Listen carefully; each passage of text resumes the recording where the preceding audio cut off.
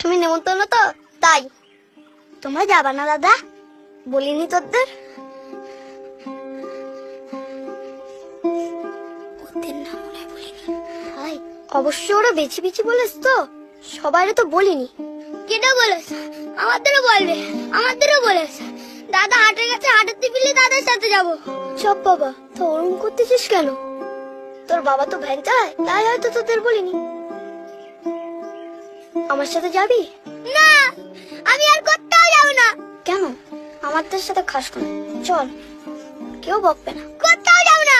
এ দাদা চল চল না, খাবার শেষ হয়ে যাবে না বলো।